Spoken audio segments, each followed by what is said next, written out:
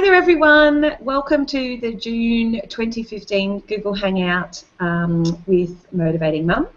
Today we have got Elliot Hayes talking to us about using your Outlook effectively for greater productivity.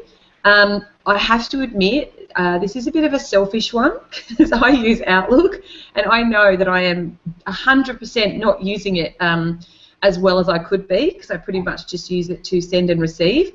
So I was really keen to get some tips on this, and I know that many of you out there are probably doing just a fabulous job with Outlook as I am. So without further ado, I'm going to hand you over to Elliot.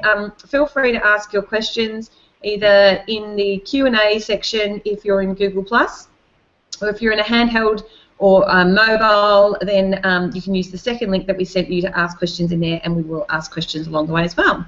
So without further ado, I'm going to hand you over to Elliot to teach us how to use Outlook better than we already are. Take it away, Elliot. Thanks, Ali. Very nice to be here. And I have 4 young children, so I feel like I have some appreciation for the parenting role and the wonderful motivated mum's role. And if you ask someone who is very busy and has got a lot on, you might have kind of gone, oh, gee, June 1. June has arrived, and we're nearly at the middle of the year. And it's the sentiment I'm hearing a lot from my clients is, gee, time is flying. Where the heck is it going?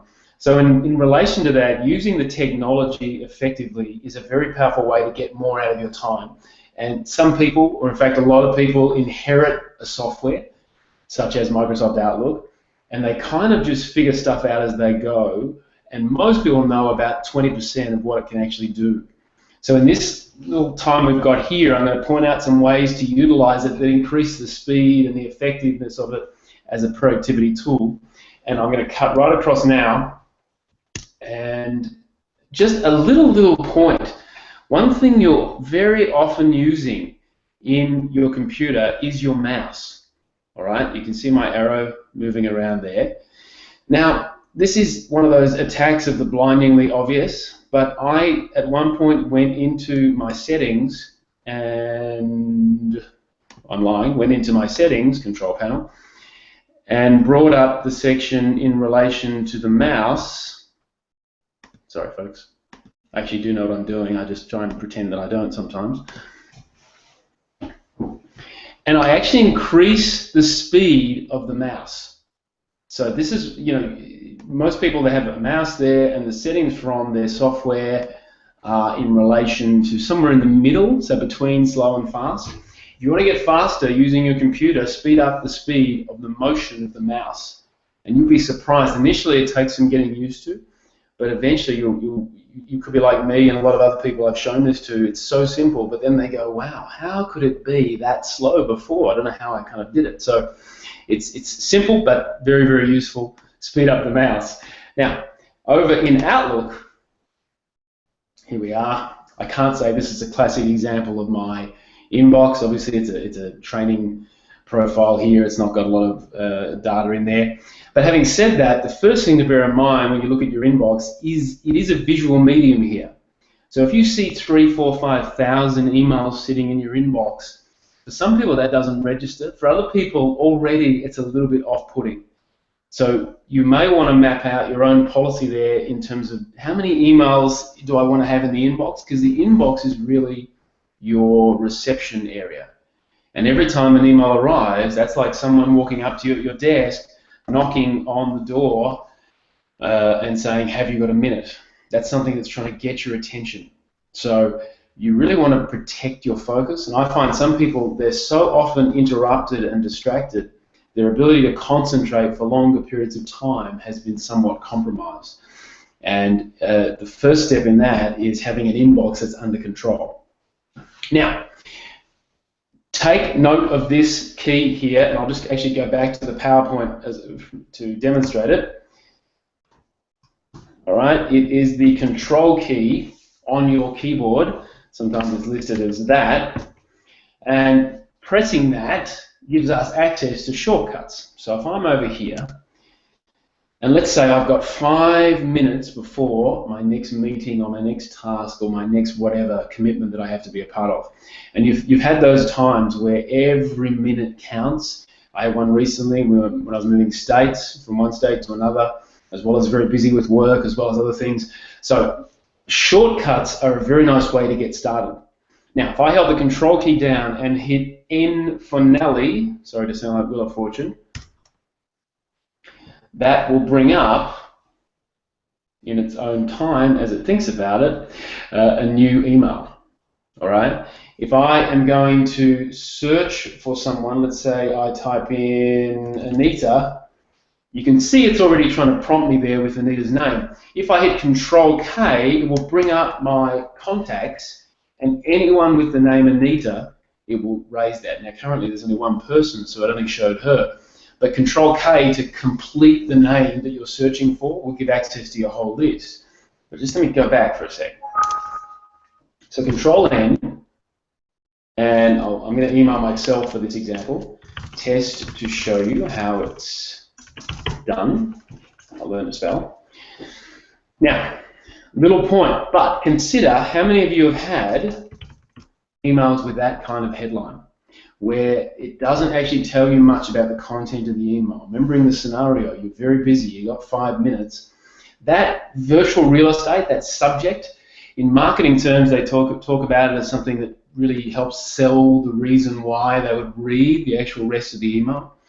But in communication day to day, you still want to get into a habit of being very, very, very specific so you know what they want or they know what you want. It's quite common to find people finding an old email from you, hit reply, the content is new but the headline is the same. That's relevant for 2 reasons. Number one, when you receive it, you want to prioritize quickly what it's about and what has to happen. Number 2, later on, you'll go trying to find that email and you'll waste time because you'll see 10 emails from Jack, all of them with the same headline, hello. So key people you work with in your world, in your life, get them into the habit of just adopting that idea of being very, very specific. One of my clients will do this. She'll say, got the materials, thanks, EOM.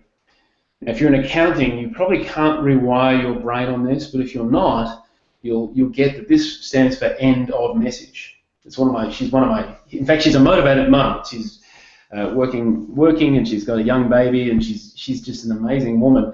But I did notice some of her habits there, one of them being EOM, and those quick little acronyms that mean something that just saves some time. I don't want to go overboard on acronyms, but some are helpful. Now, I've got my keyboard here, and if I hit, and I'll just write this down on the PowerPoint for a moment, Alt-S. So if I hit Alt-S, it will send the email straight away. So let me just, okay, Control-N, name, send this now, Alt-S. I hope the internet picked it up, how quick that was. If you've got 5 minutes before your next meeting, these little shortcuts can get you there a bit faster. Here's one from Anita. I want to reply quickly. Control-R. This is a training profile I don't normally use, so normally it's a bit faster, forgive me on that. If I want to forward this email to Ali, Control-F. If I want to, in fact, here's one. If I get this email from Anita, and as a result of the email, I need to tell Ali to book the venue. Let's say that's what I've got to do. And then I get interrupted and I go elsewhere and so forth. If I just double click on this message and I click on the headline, tell Ali to book venue, just see what happened there. When I come back to my inbox after being pulled away or having to take a phone call or whatever I have to do, when I come back to my inbox, you'll see here, see what that's saying there, tell Ali to book venue, and that as a cue for what I have to do is a lot faster than what some people do. They'll do this,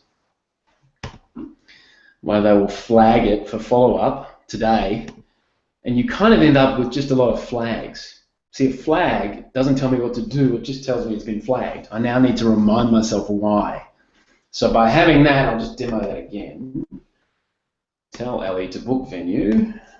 This is a useful tip, but I'm somewhat biased. Again, I'm just clicking on the headline. And I hit escape, and I say, yes, I'll save that, and that's useful. Now, again, if I get interrupted, I could hit Control-U, and that just marks it as unread. That's a visual cue that when I sit back at my desk, that email needs to be read again. So I'm just going to pause for a moment and check in with my colleagues here, with Ali and Anita. Are we okay in terms of volume and pace, and can you see everything? Is that all right? Yep, that's all perfect. And I will just reiterate, because a few more people have hopped on now, that if they want to ask questions, if they're on a computer, they should be clicking the first link in the email that we sent them, and they can ask questions in the Q&A section. And if they're on a handheld or a phone, if they click on the second link in the email we sent them, they can ask questions on that, and then we can, you know, send any questions on to you if they have them. But so far that's great, and it's really good timing for me. I'm keeping up well, and I'm a bit of a novice, so I assume everyone else is fine as well. I had my triple shot latte, so I better be careful I'm not going too fast. But you know, I'm trusting you. You'll let me know if I'm over the top. That's good. So yeah, the shortcuts are things that just get from point A to point B a little bit quicker.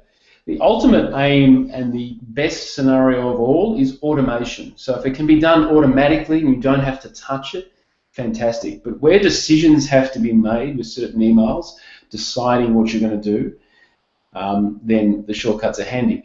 And if you go back into, even in the 80s, the body of work on time management had a very clear process, and I'll just write it up here. And it was called, there's my capital letters there, the 4 Ds. And it referred to 4 things you can do with paperwork, all starting with D. We'll relate them now to the world of email. The first thing you can do is delete. I had one lady in a workshop, she's, you know, delete came up as the option. I said, what else could you do with an email starting with D? And she wrote, destroy. Like, that's how stressed she was thinking about emails. But it's kind of the same thing. We could delegate it to someone else. I like dealing with Ali because she's a very good delegator. I like her style there. I hope you take note of that. You could deal with it now, or you could defer it for later. And if you're going to defer it for later, that's what traps people. That's how people end up with 3,000-4,000 emails. That's how they miss things, because they leave it in the inbox and 2 years later, whoops, I forgot about that. So if you're going to defer it, the question is, where will you put it, when will you follow up on it, and what is the priority of that email? All right? And having a little bit of a process for that, you'd be amazed how much time that saves. Back to the Outlook for a moment. A common scenario that comes up is when people ring you or walk up to you and say, hey, how are you placed for September the 8th? And can you meet on that date? And that's a few months away at this point, although it'll be here before we know it. So I need to now go and check my calendar. And just remember this, Control-2, Control-2, Control-1. Those shortcuts go between the 2 most commonly used folders in Microsoft Outlook. Control-1 goes to your inbox, Control-2, calendar. Control-1, Control-2. You can see, by the way, if you look down here, which one's first, mail, that's Control-1. Which one's second, calendar, that's Control-2. People, task, and it goes on. But the top 2 by far that are used are mail and calendar. Now, remember the question was, how are you placed for September the 8th? I still see clients, and I'm talking switched on, intelligent, busy people do this. Ah, damn, I missed it, you know, and on it goes. So you don't want to do that. You want to hit Control-G, G for go to. I'll summarize this on the PowerPoint so you don't lose the thread of this. But you can see G standing for go to a certain day. Now, again, at this point, if I follow this prompt here, I'm still doing the same thing as I said not to do, so it doesn't help. I'm still scrolling through. So better if I go SEPT 8 and hit enter, and it, see that? It takes me to that date. If I hit Control-G, second fry of DC, standing for, of course, December, it'll take me to that. If I hit Control-G, New Year's Eve, Control-G, Christmas Day, Okay, I'll go back to today. Those little, they're very transactional things. Again, I'm back on the inbox here. Someone will, Anita calls and says, how are you placed for September 8th? I say, well, Control 2, Control G, September 8th, yeah, 12 o'clock, book it in. See how much quicker that could be than scrolling. Honestly, a lot of people just spend a lot of time, a lot of valuable seconds scrolling. So Control G and these shortcuts here, let me go back to today for a moment. So Control G, if I type next Fry, it'll go there, all right, Friday 12th. If I type August 5, it'll go there. If I type 3rd Tuesday OCT for October, it'll take me to that. So you see the trend of that the little shortcuts, you'd be surprised how many people don't know that there are shortcuts there in relation to dates, and that can be a little bit handy there. So I'll hit Control 1, back to my inbox.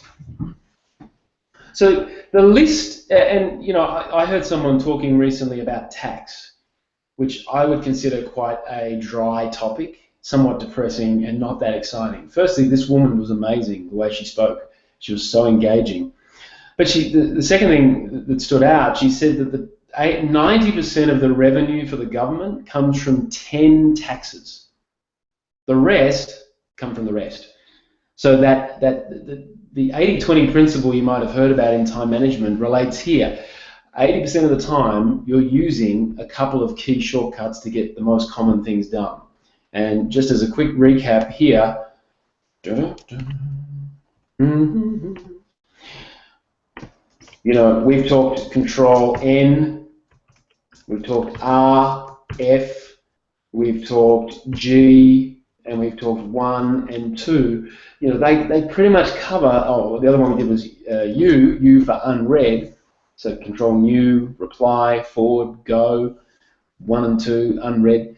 They're pretty much the most common actions you take, and a shortcut from point A to point B is a little more handy than doing the mouse. That stated, when you do use the mouse, speed up the speed of it, the motion of it, so you're getting from point A to point B a bit quicker. Now, on that line of a shortcut, there's something even better in Microsoft Outlook, and this is in versions 2010 onwards. So this one I'm using now is 2013. 2010 also is very, very similar functionally in relation to what we do. If it's prior to that, 2007, I'd probably be surprised if you have that, but if you do, this option is not there, so you know, maybe I'll consider upgrading. But here, there's this thing right smack in the center of the screen at the top that's called Quick Steps. So, for example, if I get the email from Anita and I think, oh, geez, she wants to meet next Monday, I now need to turn that email into a calendar. And the way that I do that, I could, you know, here's a couple of ways. Some people will Control-C, copy and paste. Some people will drag it across. Okay, that works. But still, it's a little heavy on the mouse, and it's not. There's a better way. Some people will use Quick Steps. So you see here where it says Create New.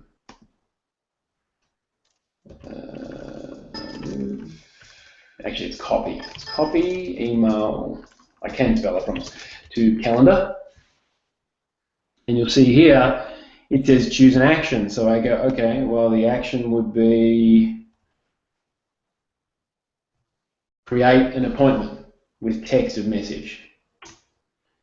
Now, it's tempting at this point, people want to add more actions. They can't believe it's that simple, but it really is. So if I go finish, you can see at the top there, it's created a thing called copy email to calendar. You can even see the icon is using the icon of the calendar. All I need to do is click that button. So again, I'm here, I get this email from Anita, and I think, okay, turn that into a calendar. Into a calendar entry for next Tuesday. I click up here, click, and you see there it's turned it straight away into an entry that I can put onto my calendar. So I can add whatever data I need here. Oh, sorry guys. add whatever I need to. It'll be at my office. It'll be next Tuesday. Now, take note of this too. Remember the shortcut thing. I don't need to scroll down. I can just say, well, let's meet at 3 o'clock. You see that? Or I could say, well, let's meet at 10 o'clock. So I didn't even need to put 10A or 3P. The settings in Outlook for most of you are default settings from 8 till 5 or something like that. If I'm meeting Anita and she's super organized, which of course she is, and she says, well, Elliot, you'll have 15 minutes, I say, okay. You see that? So we can make it that quick, and then we save and close it, and it's in the calendar, and I'm back at my inbox doing what I need. So remember, that was quick steps up here, and again, I click Create New, and I'll just give you some other examples. For example, if I'm regularly sending a team email update, and I've got clients that do this. Every week they send their staff or their clients or their suppliers or their family or their friends a particular email, and it's usually the same kind of structure each week. It's just some of the details change. So, drop down, new message. Let's say it's got key people in it. Let's say it's always those 2 people. It always has the same headline.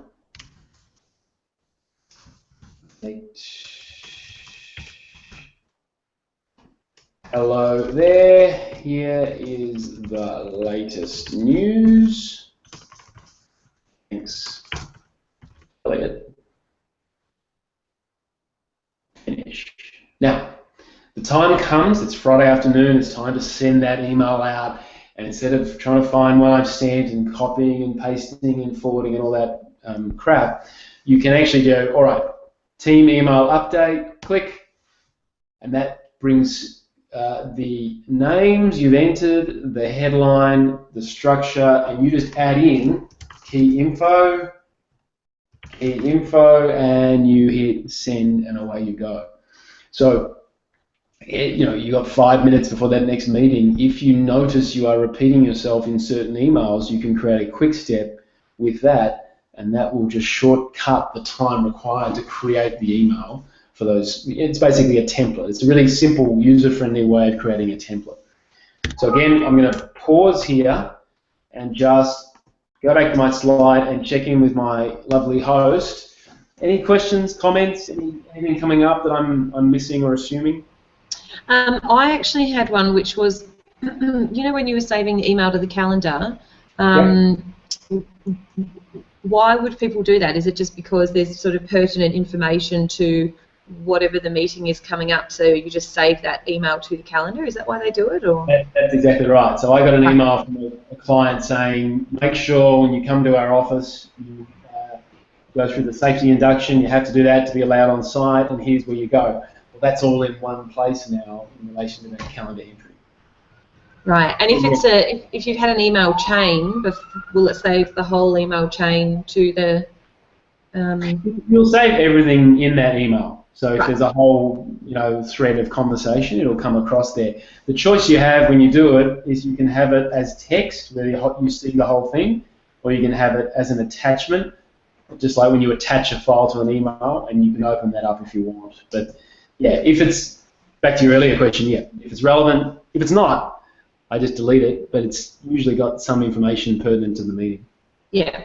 And the other question is, with the quick steps at the top, is there sort of a limit to the number that you can have up there, or the number of templates or anything like that? If there is, I haven't found it. Okay. I'd like to see you try and meet it. You will get to a point, I'll just demo this, you will get to a point where you'll have to drop that window down to see all the things you've created. But this is a little bit compressed right now because I've got essentially data projector settings activated because I'm on a Google Hangout, but normally you've got more space there. But even if I have to do 2 clicks, so drop it down and then find it, it's still quicker than than some of the multiple clicks involved in creating something from scratch. Perfect, thank you. Yeah, that's good. No other questions. I have got a question for later, but it's not really ready for now. Do you want to flag it with me now? So I might. Someone was actually just asking, how do they back up their Outlook emails? They don't want to save it to their website server. They want to download them or back them up somewhere else, I guess, on their computer or something like that. You were totally right. It wasn't relevant to now. I apologise. But I was going to just pop it in at the end if you hadn't covered it. I've really got to learn to trust your judgment, don't I? I've got to shut up. Okay. Just a point here, and with Outlook, you can have a whole bunch of subfolders, all right? And really, with Outlook, it's pretty lacking in elegance. You don't have many choices. You just have a bunch of subfolders. I see a lot of clients who have. I'll just give you a snapshot. Lots coming through, all right? And some people have dozens and dozens, and it's a long, long chain. But the point is, 80-20, top 10%, whatever analogy you like. Consider the top 2 or 3 files that you most commonly file emails to in your subfolder structure there. So one of the most common ones that clients use is, for example, you might have a folder for client, the client folder. And let's say Elliot is actually a client of myself. Then instead of me dragging each one across to the subfolder, then I just set up a shortcut, move to this folder. I'd give it something specific, client folder, and just look up there. In terms of filing, you've got copy or move. In my case, I'd want to move it, and I can choose where I want to move it.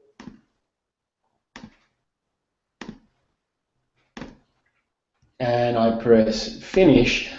It's a tiny thing, but it just meant instead of me dragging across, I just press one button, click, click, and it would just move it across. So you can't do that for every folder because you might, if you're someone who has a long trail of file structure, but you would look for the top 2 or 3 that you most commonly file to and consider that. Now, Ali said something very interesting in relation to conversations. Since Microsoft was first created, my memory is the first version I saw was 1997, but people might know of something earlier.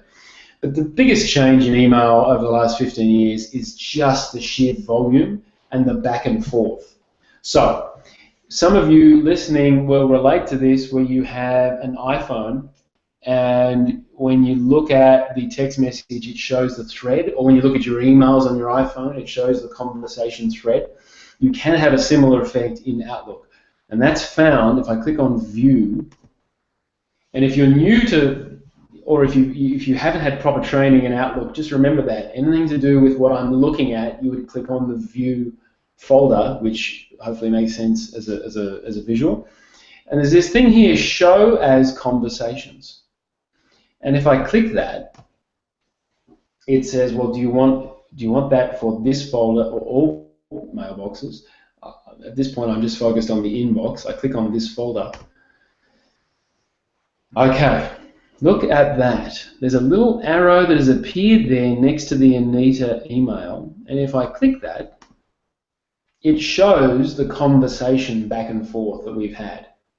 Okay, and it shows you the thread.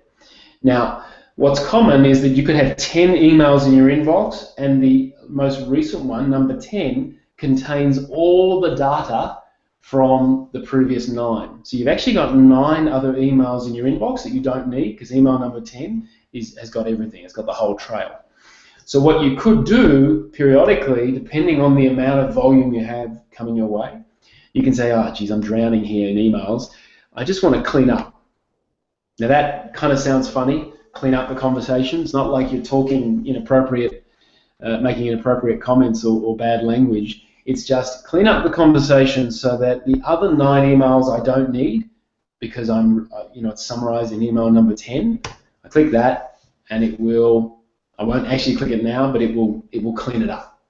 All right, and that very, very handy to if you've got a lot of back and forth. these days you've got people who will reply saying thank you, and then they reply no thank you, yep, good to see you, you too, yep, great, love you, and it's all good socially speaking in terms of connection, but it can be a time waster. And this is a way to reduce some of that volume. Now your question may or eventually will be, if I click this and I do clean up, where does the email go? Where does all that traffic go? And at this point I want to introduce you to the settings behind the scenes of Outlook, and this will be my way in to show you. But over here it's called File, and then it's called Options. And that brings up what's called the backstage view in Microsoft Outlook.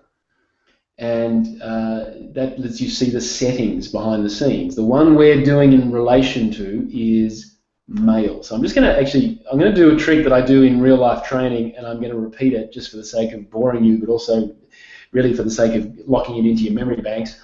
File, Options, and in relation to what we're doing something in relation to Mail.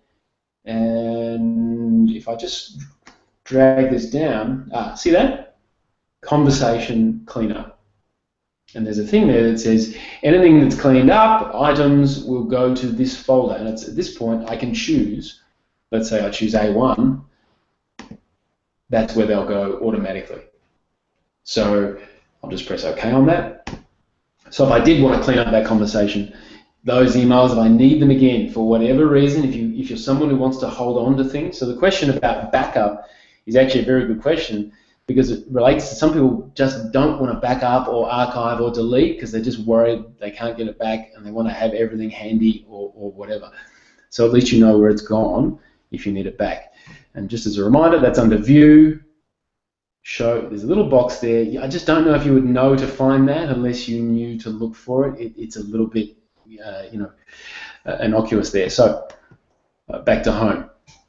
And I'm going to go back now to File, Options, and some very, very important settings are found in here. Now, I know from the small amount of conversing I've had with Ali, I'm reasonably certain she's quite a visual person, and I see this a lot with my clients, that you work off what you see a lot, and that visual trigger is very helpful. But you'll notice when most people boot up Microsoft Outlook, the first thing they see, just get out of this for a sec, is the inbox. And that can be like a vacuum, which sucks you in, and half an hour, 45 minutes can go by, and you've gotten stuck in emails. In my humble opinion, and bear in mind I've worked in this space for about 10 years with approximately about 10,000 people in the area of productivity and communication. But in productivity, the aspect of software, I see a lot of people start their day, boot up Outlook, emails, and they have what I call a squirrel moment. So they're talking, something's happening, email comes in, squirrel, and they drop everything and check the email. If you have young children, which the mums on here might do, you'll know that film Up, where the dogs are trying to track down the kid and the older man, and but if they see a squirrel, they stop everything. Squirrel, and they stop, and their concentration goes. That happens all the time with Microsoft Outlook. So here with File, Options, what I get virtually every client to do is this thing here. It's under Advanced, so it's not very necessarily very inviting if you're not confident with Outlook. And I'll just show you what most people have. So this is what most people have. Okay, see, Start Outlook in this folder, and it goes straight to the inbox. And that's distracting for some people. If you're someone who's very curious about life, change it, because you'll be curious about emails. So I get people to change it to Calendar. So the first thing they see when they boot up Microsoft Outlook is the Calendar, and that shows them where they have to be. And the most important folder, as I believe, in Microsoft Outlook is the Calendar. That's your space. That's your window of time. So if I go here, or Control-2 if you've been tuning in there, this space from 8 till 5 or whatever the hours are, that's your window of time that's your life during the day. That's your time to get things done. So it's much more important, in my opinion, than the mailbox in a lot of roles. But I'm having it where the Outlook it's set up, so that's the first thing I see, and is visually, okay, where have I got to be? Great. What have I got to do?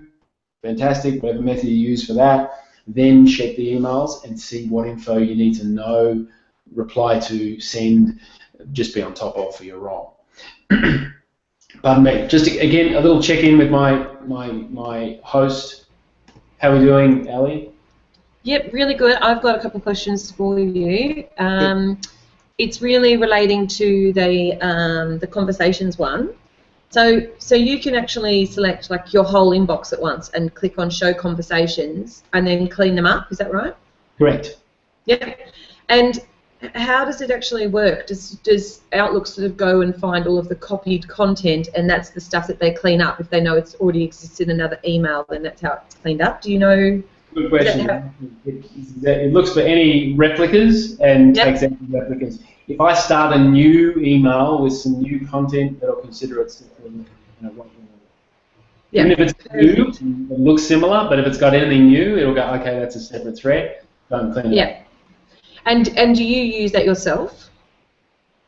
I use it in peak periods. And how often do you find that you're looking for stuff and it's been deleted or it's been moved to that folder and it shouldn't have been because it hasn't worked correctly? Do you tend to find it happens a lot, or maybe just a tiny bit, or? No, well, the second, I'm glad you clarified the word delete, because it's only being moved, we can still find it. Yeah. Keep in mind, I don't think I've ever found that, and one of the reasons why is because when I hit Control-E, it will now allow me to search for anything. And the point is, I've got it set up to search the whole Outlook, not just that file. So let me just pop across for a sec. File, options, and look what that one says, search. Now, I'm slightly being tangential in the answer to your question, but it's a really key flag you've raised. A lot of time is spent with people trying to find emails. So in the search section here, I want to have it so it searches all, not just the current folder, but all mailboxes, which also includes, in the Outlook language, includes the subfolders and everything else. What a lot of people have is just the current mailbox. Now, if you're really good on searching through your, on clearing your inbox, you might only have 30, 40, 50 there. You put it in some subfolder and you've got no idea where it is. I want to have it searching everything reasonably quickly, if that makes sense. But back to your earlier point, honestly, I have not found it an issue. Not to say someone listening won't, you've got to be on guard, but the gain from clearing out that back and forth has been worthwhile. And then I assume just every now and then you just go and empty that stuff folder because you go, okay, enough time has passed that I'm not going to need to find anything in that folder, so you'll just delete it then? And then I still have this thing of not deleting, so eventually what I then do is, back to your listener's earlier question, I then back it up. I back it up to wherever I back it up to, usually the external hard drive or something like that. Okay, perfect, great, thank you. Any other questions or thoughts? Or is this useful? Oh, yeah, I've written like 3 pages already. But then it is kind of a leading question when we're live on a Hangout and the speaker says, is this useful? It's hard to say, no, it's completely useless. It's really annoying. Actually, I'm really just finding it hard not to fall asleep right now. It's a bit like, isn't my baby beautiful? Now, my 5-year-old, she's phenomenally beautiful. So I am biased in the way I ask people about that. Anyway, I've got to show you one more key thing before we open the floor to general Q&A and any other tips that might arise. So we did shortcuts, we did quick steps. The third thing to keep in mind, which automates the process and is really, really handy, literally you don't touch it, is the rules aspect. And I find this is very random. Some people are right onto the rules and some are not.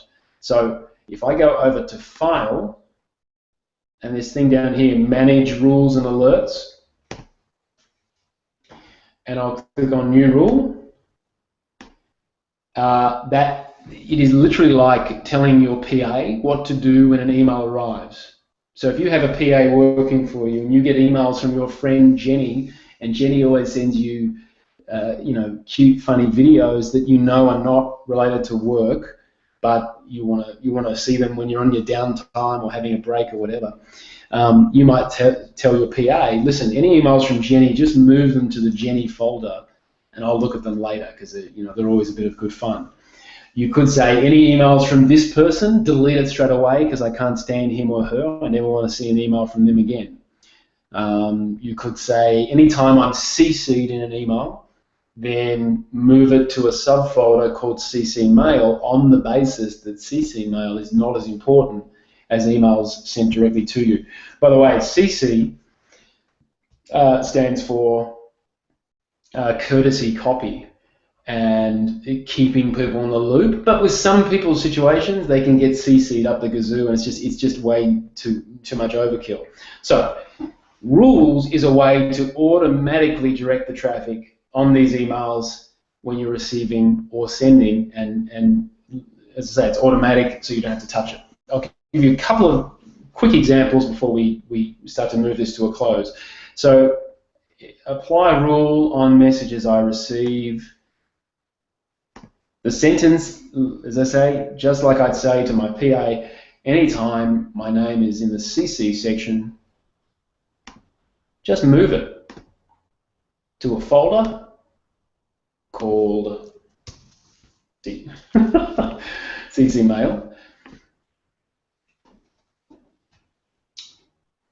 Next. And your PA might say, well, is that for every CC? Are there any exceptions? And you might say, well, yeah, except if it's from, we'll try this one, except if, let's say, Joe Blogg's top client is in the sender's name, then no, I want that to stay there. So there might be exceptions. It might be your partner, your friend, your children, your family, your top client, whatever. You could say, right, any those people, sure, no matter what they send me, I want to see it as soon as it comes into the inbox. But other people, I just want to have it go to the CC Mail. I press next. Actually, I'll call it CC Mail redirect, except for Joe Blogs.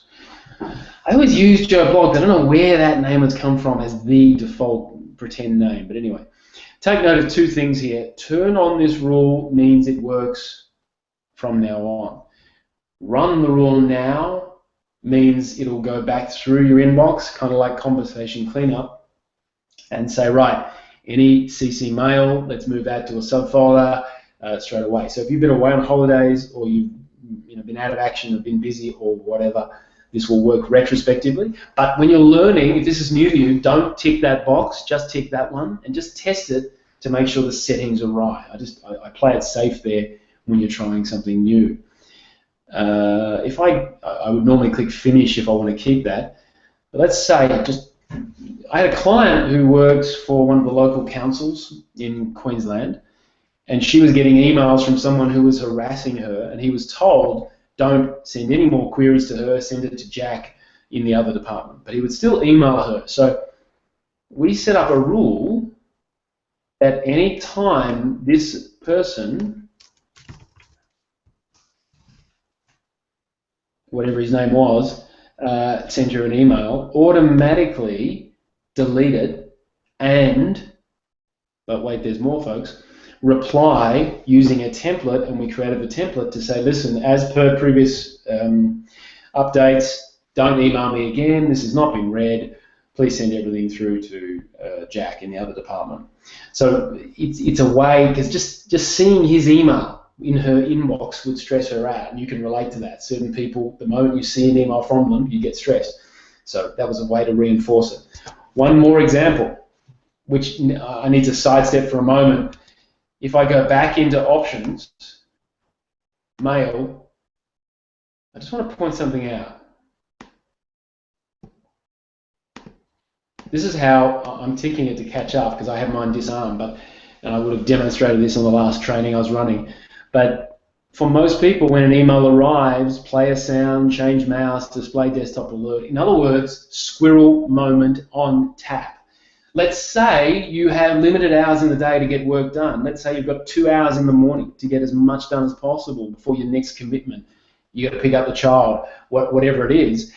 Then you don't want to stop and start the moment emails arrive. You want to focus. And you may want to have Outlook open to send emails and get check for stuff, but you don't want to get told the moment emails arrive. I have clients who get told, the moment emails arrive, and they go, "Oh, squirrel!" Stop what they're doing, get distracted.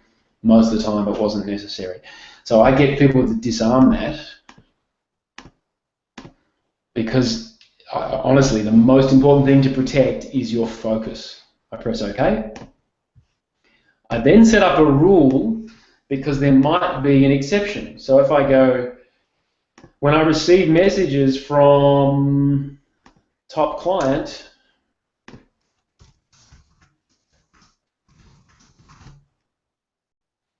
obviously, just in case you're taking me literally, this is what I would say. Anthony Sains, wonderful fellow. Press next. Tiny thing, but people don't actually scroll down. They see this gap here. They miss that there's more options. So if I scroll down, display a desktop.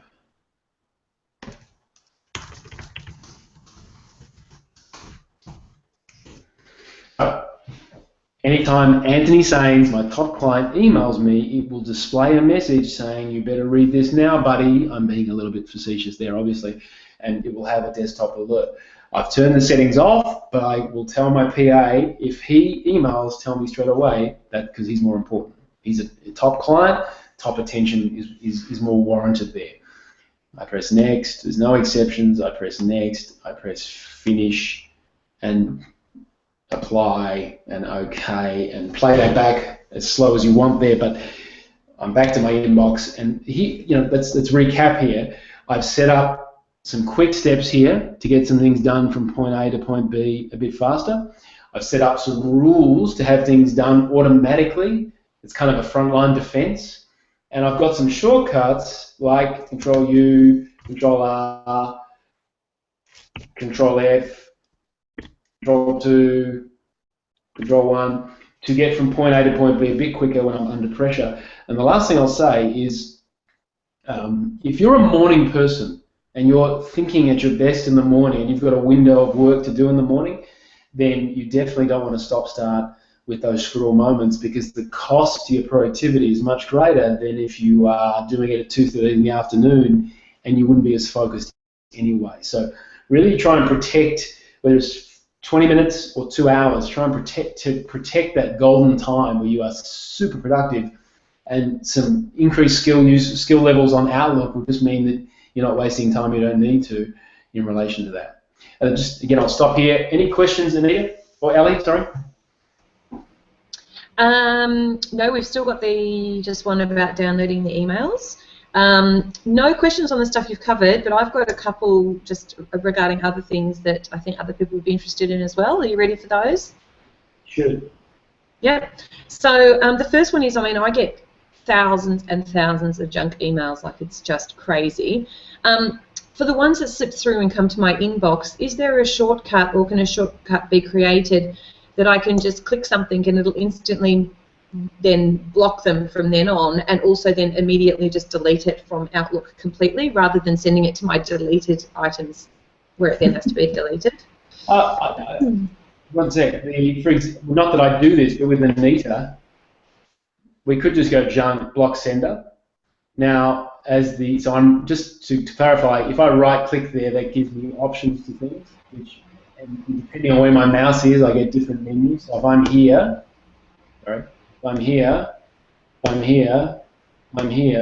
it all has all kinds of different things. But within Quick Steps,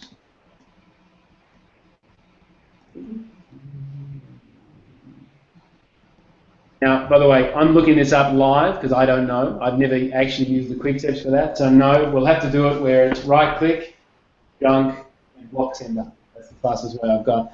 If I come up with another one, I'll let you know, Ellie. It's a really good question. And the problem is, though, because I do that, but then it just goes into deleted items. It doesn't get deleted from the system completely. Sorry, another way to attack that, we could set up the rule in relation to that to clear that out straight away, so it's permanently deleted rather than hanging around in your deleted items. Yes. So how would you do that? We do that in rules, but it's a bit more involved to show on this one. So if it's okay, I'll show you separately, Ali, and then you can share it with them. And the second one is there a way to sort of sort your all of the junk in your deleted items from your regular email so that you can just sort of en masse delete all of your junk, or is it really just not possible to separate them in any way? It's the question I'd ask differently to you is, you know, how much have you really missed or lost out? So because the junk guys and gals are getting so good at the crap they put through, it gets very hard to distinguish sometimes. Some of it's obvious, you know. Irina from Russia wants to meet me. That's kind of an obvious one that's junk, or, well, you never know, I suppose, but it's probably junk. But some of them are much more clever in the way they'll put your name in there and part of your email address. So there's no fail-safes within Outlook. There are bolt-on programs that probably our Motivating Mums network could point us to. I'm kind of wary of publicly endorsing one or the other. But the only thing I can say is look back for the trends of the emails you want to keep and set up rules to keep them separate. Okay. You'll still miss some, but honestly, you've got to balance that against how much of a cost it is for draining your focus in the first place. Yeah, it's just I'm just one of those people. I just don't like, you know, I don't like clutter of any sort. So even having them sitting in my deleted items bothers me. You and I got to chat separately, I think, Ali. And so we haven't had any other questions come through other than the one about downloading the emails from Outlook. With the downloading emails, got to be. Some people listening will know this, where this thing pops up saying, "Do you want to auto archive?" And in relation to auto archive goes through your whole Outlook and says, right, anything older than a certain amount of time, move. Now the question is, where does it go to, and how long do you want to keep information within Outlook? So in that file options, and in fact in this setting, it'll be, file cleanup tool, there we go. Different with each, I'm not networked here, so it's a little bit different, but this is the magic item here where we go archive. And the moment I've initiated archive, it's giving me options. It's saying, listen, do you want to archive this folder? And just archive anything older than this particular date, 3rd of the 3rd. Now, I might say, well, no, I want information a bit longer than that, so I could change the date, anything before January the 1st. But the real point for you is to take note of this automatic address it's come up with. That's where it goes to. And that's the thing you want to back up separately onto another hard drive. Or you could choose, browse, and tell it to go wherever you want it to go. But a lot of people, believe it or not, when they see auto archive, they go, no, I don't want to do it. I don't know where it goes. And you're now seeing a way to actually track the address exactly within your computer, within your system, of where it goes. Beyond that, let me go back. Archive. I could say archive everything within Outlook. Now, the point is, if you do that, each folder has its own settings of how long that information is going to stay. So let me just go across for a moment. If I right-click here, Properties, Auto Archive, this says automatically, don't archive this. But each folder and subfolder will have its own. Some might say that, some might say that, some might say that. But the way to access it for each folder, and it's worth doing for the subfolders and folders you care about, to show it again, is you right-click on it, Properties, Auto Archive, and you do the settings of, well, in my inbox, I want it for anything up to 6 months. In my subfolder called Admin, anything older than 3 months, I can set that to go. So when it does pop up saying, do you want to auto archive, and you hit yes, number one, you've got an idea of where it's going from what I just showed you before, and number two, you're confident that each folder has the right timeline of how long you want to keep each bit of information. If you really want to change it, you can click on that, and click browse and choose any other place you want to send it. Fine, it's clicking here. Anything else, Ellie? No, that's it. I haven't had any other questions come in. So, Well, if I may, I want to say two more things. Yes. One of them, if you want to stay in touch with me and check out the other things that I do, just click on findtime.com.au. We actually have a productivity membership program that lets you, it's a repository site which has all this information and many, many more tips in relation to technology and productivity all in one place.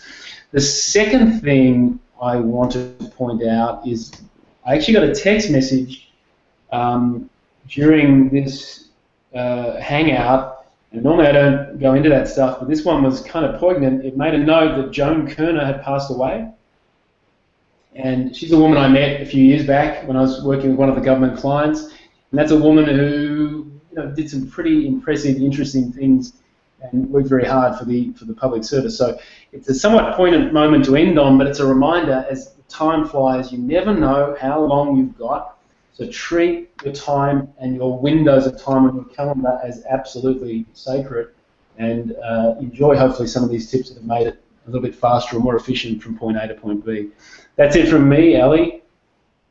Beautiful. Sorry, the girl that just asked about the exporting the items has also just asked, how do you then restore or search your archived items? Do you know how to do that? No.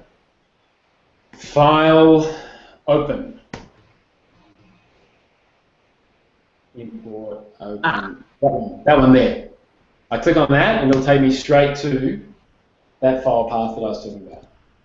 Okay, so file, open, and you want to click Outlook data file, and that'll bring it back and open it up separately.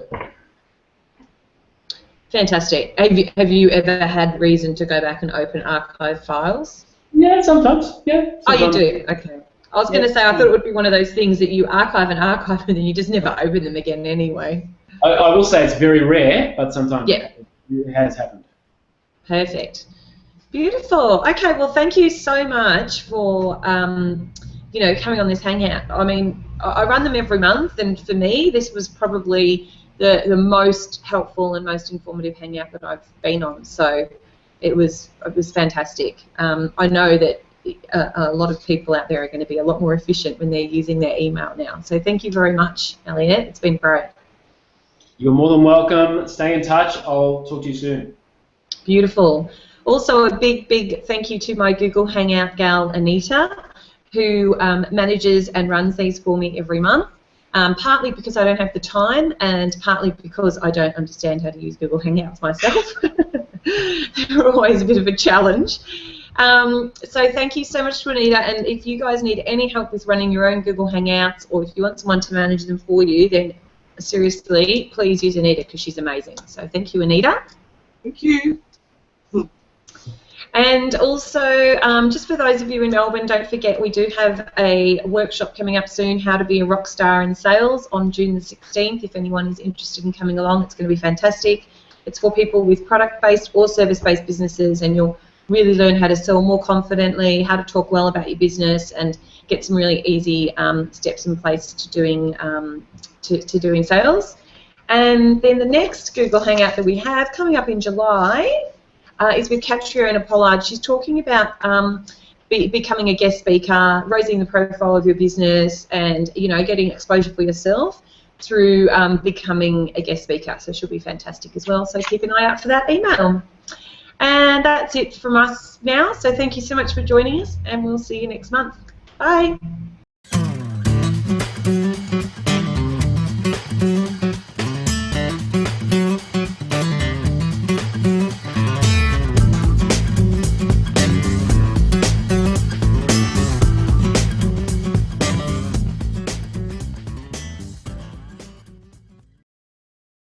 Thanks for listening to me. If you think that you would love to know when my next video comes out, you can. Just subscribe here or here or here or down there or somewhere around here. You'll see the subscribe button. Hope to see you again. Bye.